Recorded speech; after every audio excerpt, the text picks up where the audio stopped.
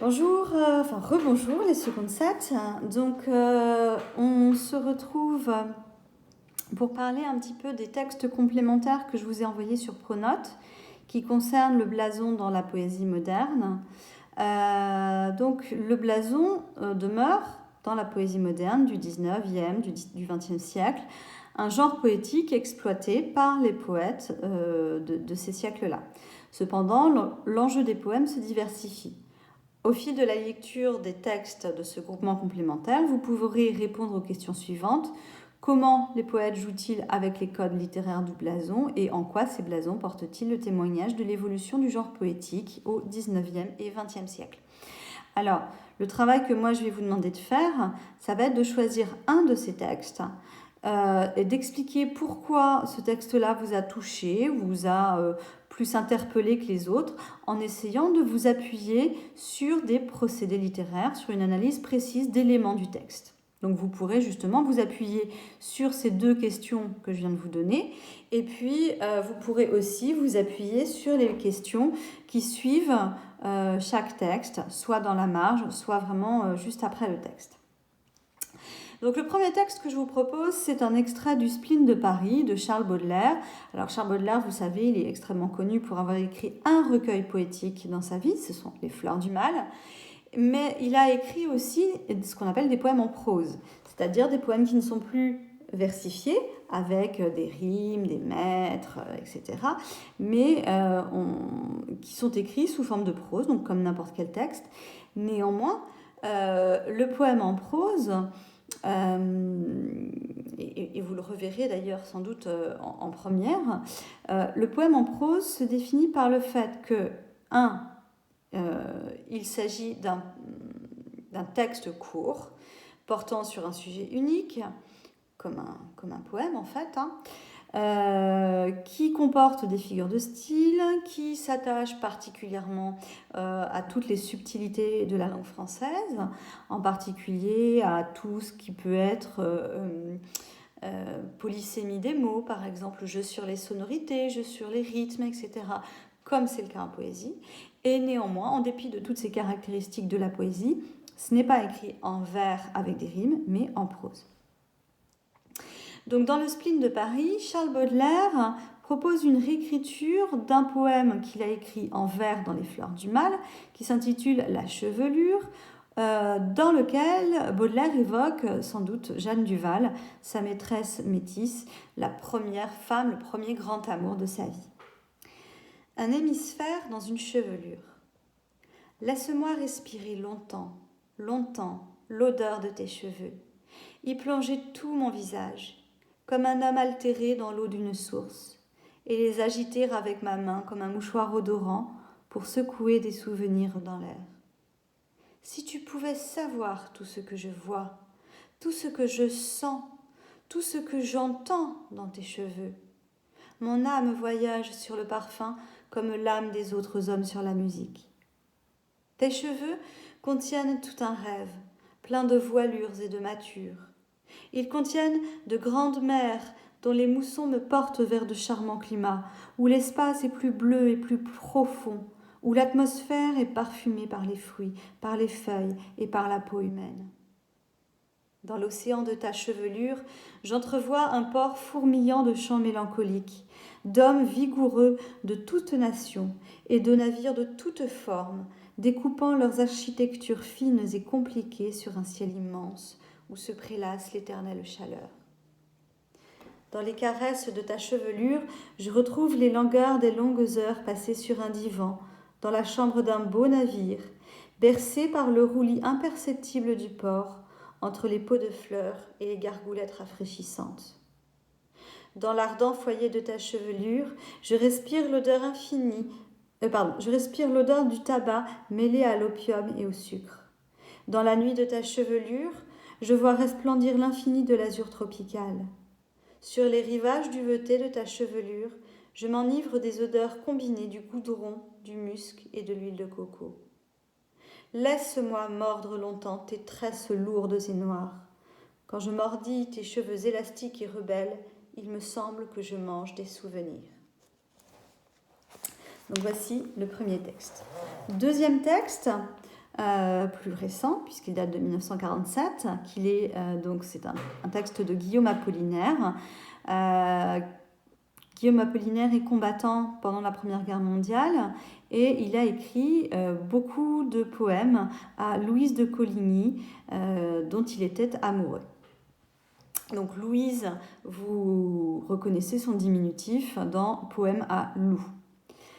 Vous avez donc deux textes qui évoquent des poèmes à Lou et vous voyez le rapport qu'il y a entre les deux textes grâce à l'image que vous avez, donc qui représente Louise de Coligny-Châtillon, dite Lou, et le deuxième texte qui est un calligramme et où on reconnaît bien le portrait qui a été fait par Desgranges. Donc premier texte, je pense à toi, mon loup, mon cœur. Je pense à toi, mon loup, ton cœur est ma caserne. Mes sens sont tes chevaux, ton souvenir est ma luzerne. Le ciel est plein ce soir de sabres, d'éperons. Les canonniers s'en vont dans l'ombre, lourds et prompts. Mais près de moi, je vois sans cesse ton image. Ta bouche est la blessure ardente du courage. Nos fanfares éclatent dans la nuit comme ta voix. Quand je suis à cheval, tu trottes près de moi.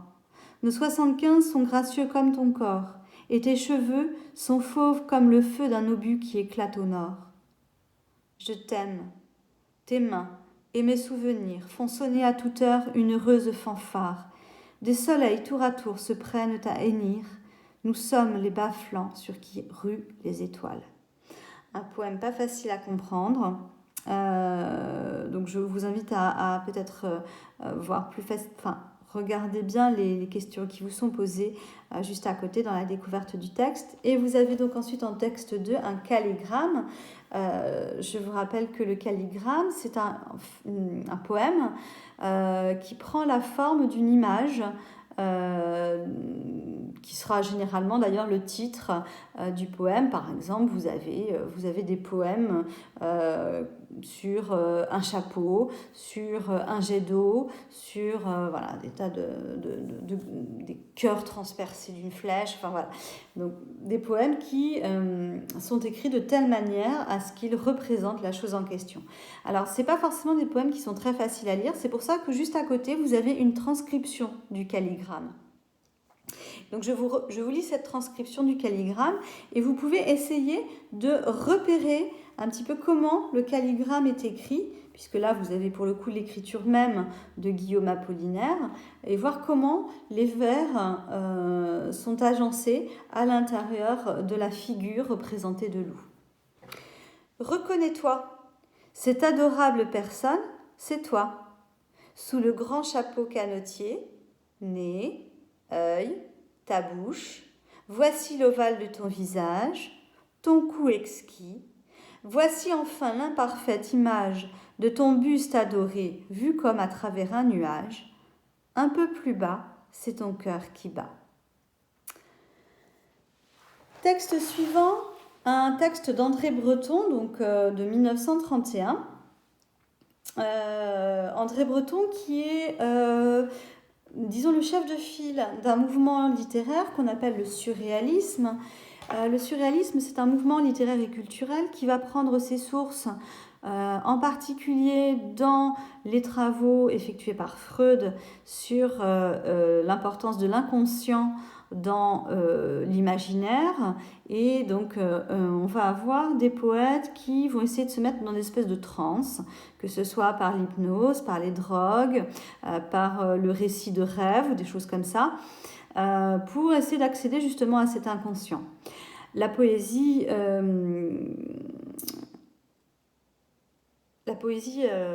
y est, son nom m'échappe. La poésie surréaliste, excusez-moi, est une poésie qui n'est pas facile à comprendre parce qu'elle est pleine d'images assez surprenantes. Vous allez le voir justement dans l'extrait qui est donné ici, qui s'appelle L'Union libre. Alors, L'Union libre, c'est un poème qui va associer, comme pour n'importe quel blason, des éléments de la femme à des images que vous allez plus ou moins bien comprendre.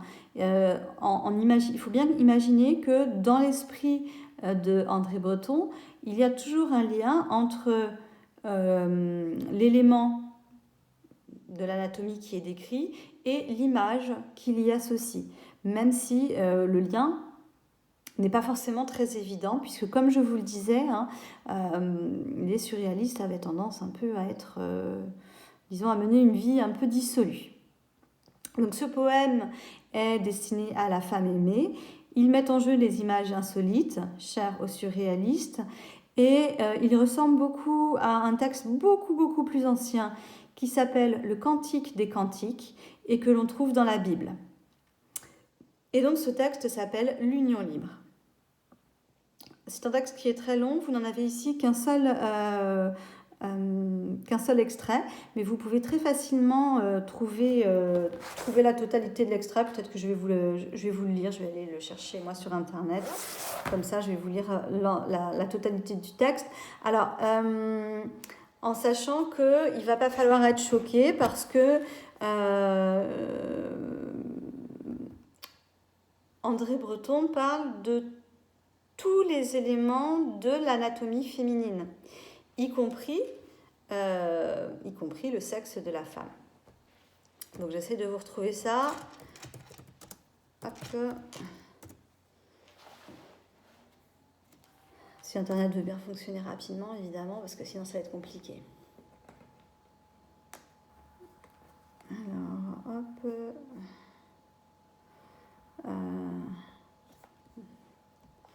On parle d'union libre entre deux hommes ou entre deux femmes, voilà.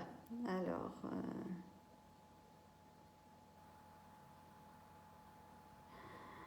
je peux le trouver. Hop, excusez-moi, je suis un petit peu longue. C'est le matin, j'ai du mal à me remettre en route.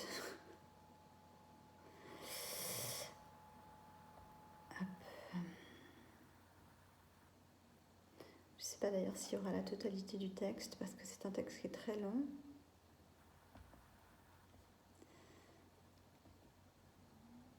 Voilà, là on y est.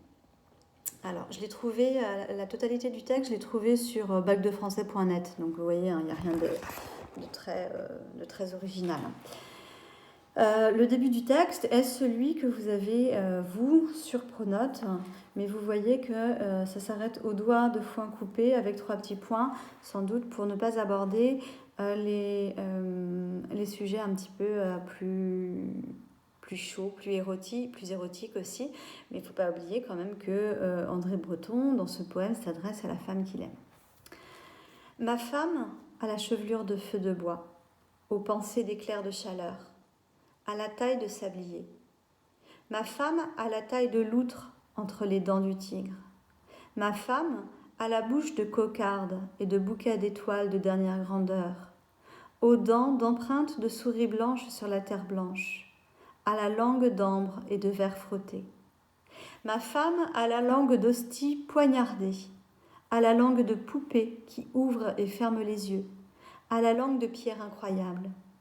Ma femme aux cils de bâton d'écriture d'enfant, aux sourcils de bord de nid d'hirondelle. Ma femme aux tempes d'ardoise de toit de serre et de buée aux vitres. Ma femme aux épaules de champagne et de fontaine à tête de dauphin sous la glace. Ma femme aux poignets d'allumettes. Ma femme aux doigts de hasard et d'as de cœur, aux doigts de foin coupé. Ma femme aux aisselles de martre et de faine, de nuit de la Saint-Jean, de Troène et de nid de Scalard, aux bras d'écume de mer et d'écluse, et de mélange du blé et du moulin. Ma femme aux jambes de fusée, aux mouvements d'horlogerie et de désespoir. Ma femme aux mollets de moelle de sureau. Ma femme aux pieds d'initiale, aux pieds de trousseaux de clés, aux pieds de calfas qui boivent.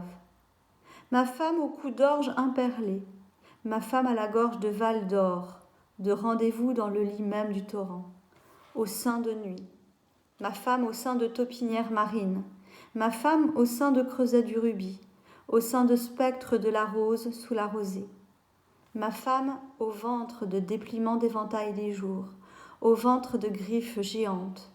Ma femme au dos d'oiseau qui fuit vertical, au dos de vif argent, au dos de lumière, à la nuque de pierres roulées et de craie mouillée, et de chute d'un verre dans lequel on vient de boire.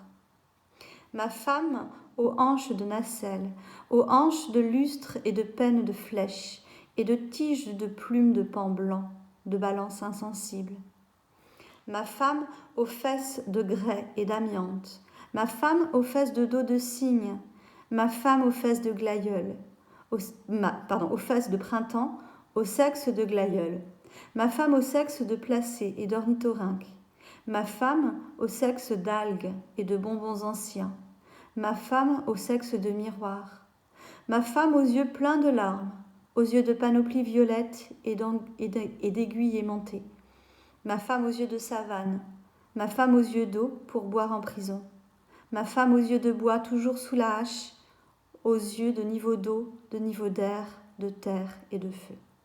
Voilà, c'est un poème très beau qui est long. Vous voyez qu'il repose sur l'anaphore de ma femme et qu'il va mettre effectivement en valeur toutes les parties, y compris les parties les plus intimes de cette femme. Le texte suivant est un texte de Claude Roy qui s'intitule Comme le jour. Clair comme le jour, c'est le premier recueil de poésie de Claude Roy. Claude Roy qui est un auteur que l'on connaît assez bien parce qu'il a écrit beaucoup de petits poèmes que l'on apprend lorsque l'on est notamment en primaire. Alors en l'occurrence, il s'appelle Dormante. Alors, il ne faudra pas vous étonner puisque Claude Roy est quand même assez proche des surréalistes et donc les images qu'il peut employer peuvent être des images assez surprenantes. Donc le texte s'intitule Dormante. Toi, ma dormeuse, mon ombreuse, ma rêveuse, ma gisante aux pieds nus sur le sable mouillé. Toi, ma songeuse, mon heureuse, ma nageuse, ma lointaine aux yeux clos, mon sommeillant œillet. Distraite comme nuage, et fraîche comme pluie, trompeuse comme l'eau légère, comme vent.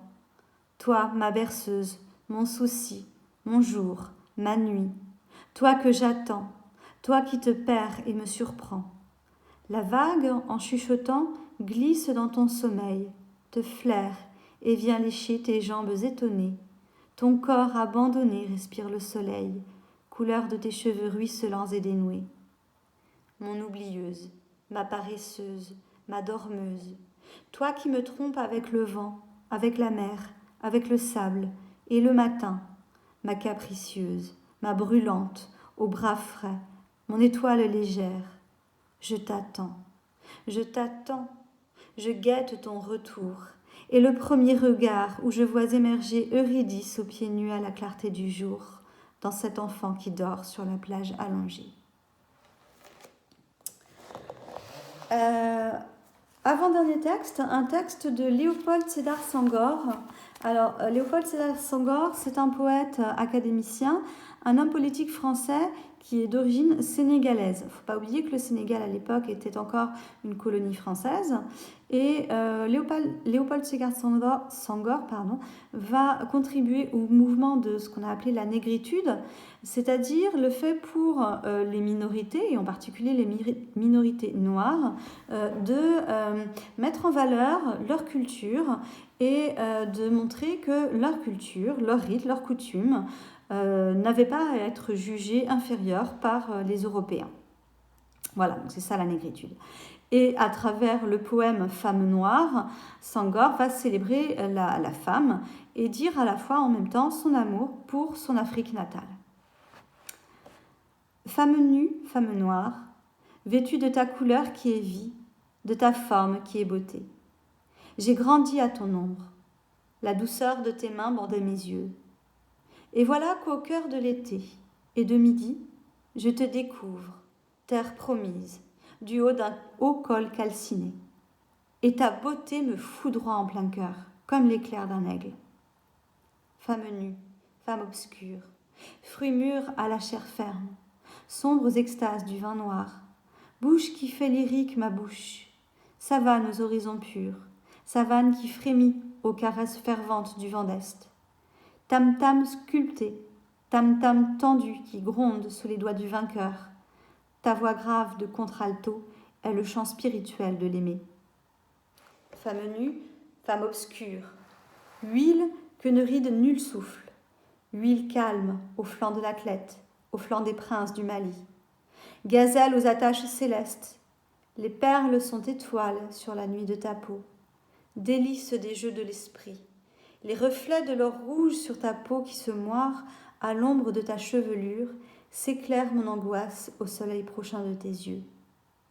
Femme nue, femme noire, je chante ta beauté qui passe, forme que je fixe dans l'éternel, avant que le destin jaloux ne te réduise en cendres pour nourrir les racines de la vie. Alors vous voyez que dans la dernière strophe, on retrouve quelque chose qu'on a déjà rencontré, c'est le memento mori. C'est ce fameux carpe diem, profite du jour présent, n'oublie pas que tu vas mourir, profite de ta beauté pendant qu'il en est encore temps, etc. etc. C'est un thème qui est extrêmement ancien, qui date de la Renaissance, et même encore avant de l'Antiquité, puisque on avait des philosophes qui professaient justement cet amour de la vie, cet amour du présent, ce profit des petits bonheurs simples, parce que effectivement la vie humaine est quelque chose d'éphémère, et en particulier donc la beauté de la femme. Dernier texte que je vous propose, donc c'est un double texte, on va dire, de Pablo Neruda. Pablo Neruda, c'est son nom de plume, c'est un diplomate, un homme politique chilien. Donc là aussi, vous voyez qu'on s'étend à la littérature un petit peu plus internationale. Il est engagé contre Franco dans la guerre d'Espagne. Il est proche du Parti communiste. Il soutient Salvador Allende au Chili. Et lors du coup d'État du général Pinochet, il meurt, probablement empoisonné par le nouveau régime. En 1953, il a publié un recueil de 100 poèmes d'amour dédié à sa troisième épouse, Mathilde, que vous voyez donc dans la petite photo qui précède le texte. Donc, tout d'abord, un extrait de la préface. Alors ça ne fera pas partie du texte proprement dit, mais je vous lis quand même la préface. Le texte qui sera à analyser sera le sonnet. À Mathilde Urrutia. Avec grande humilité, moi, j'ai fait ces sonnets de bois en leur donnant le son de cette substance opaque et pure, et qu'ils atteignent ainsi tes oreilles.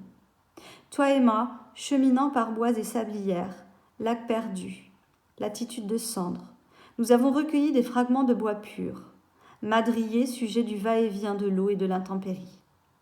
De ces vestiges à l'extrême adoucis, j'ai construit par la hache, le couteau, le canif, ces charpentes d'amour et bâti de petites maisons de 14 planches, 14 planches c'est 14 vers d'un sonnet, pour qu'en elles vivent tes yeux que j'adore et que je chante. Voilà donc mes raisons d'amour et cette centaine est à toi, sonnets de bois qui ne sont là que de cette vie qu'ils te doivent. Donc la centaine, c'est parce qu'il y a effectivement 100 sonnets, 100 poèmes d'amour dédiés à Mathilde. Alors voici le sonnet 11. J'ai faim de tes cheveux, de ta voix, de ta bouche. Sans manger, je vais par les rues et je me tais. Sans le soutien du pain, et dès l'aube, hors de moi, je cherche dans le jour le bruit d'eau de tes pas.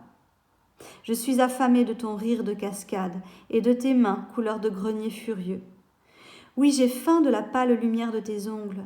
Je veux manger ta peau comme une amande intacte et le rayon détruit au feu de ta beauté. Je veux manger le nez maître du fier visage. Je veux manger l'ombre fugace de tes cils. J'ai faim, je viens, flairant le crépuscule, et je te cherche, et je cherche ton cœur brûlant comme un puma dans le désert de Quitrouaté, donc qui est une région du Chili, excusez-moi pour les prononciations.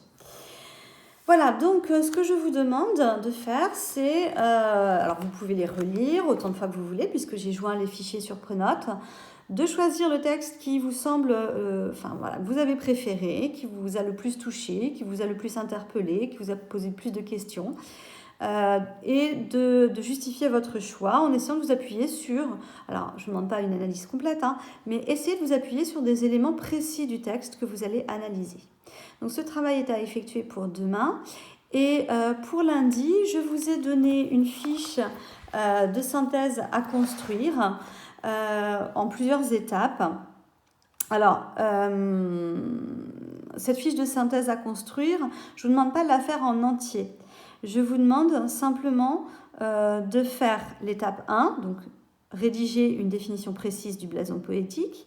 Ensuite, dans l'étape 2, de dire quel blason vous avez préféré, mais dans l'ensemble du recueil, en expliquant votre choix, en développant votre argumentation avec au moins 2 arguments, et de construire un tableau de synthèse des textes avec à chaque fois l'auteur, le titre, la date, le mouvement éventuel quand il est précisé, la forme poétique, est-ce que c'est un sonnet, est-ce que c'est un poème en prose, et la vision de la femme. Et puis, j'aimerais bien que vous fassiez aussi l'étape 3 pour approfondir un peu la réflexion. Alors, c'est marqué expression orale, il est évident qu'on ne peut pas le faire à l'oral. Ceci dit, vous pouvez m'envoyer un fichier audio si vous le souhaitez, vous filmez et puis me l'envoyer. Hein, c'est soit fichier audio, soit fichier vidéo, soit vous me l'envoyez par écrit. À propos de la poésie d'André Breton, Simone de Beauvoir, philosophe et écrivaine du XXe siècle, écrit « Breton ne parle pas de la femme en tant qu'elle est sujet. Vérité, beauté, poésie, elle est tout. Une fois de plus, tout sous la figure de l'autre. Tout excepté soi-même. » Comment comprenez-vous cette critique? Alors attention, hein, le terme de critique ici ne veut pas dire que c'est une condamnation.